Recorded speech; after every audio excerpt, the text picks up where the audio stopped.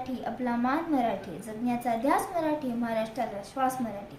सन्माननीय व्यासपीठ, वंदनीय गुरुजन वर्ग व येथे उपस्थित माझ्या मित्रमैत्रिणींनो, सर्वांना माझा नमस्कार.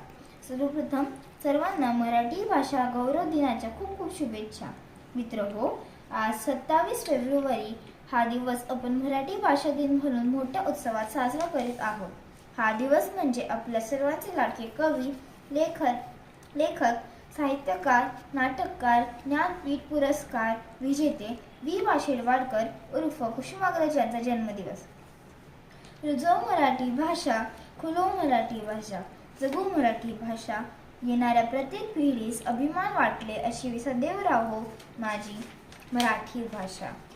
कुसुमाग्रज यांनी आपल्या विलक्षण लेखन कौशल्य आणि शब्द सामर्थ्याचे जोरावर मराठी भाषेतून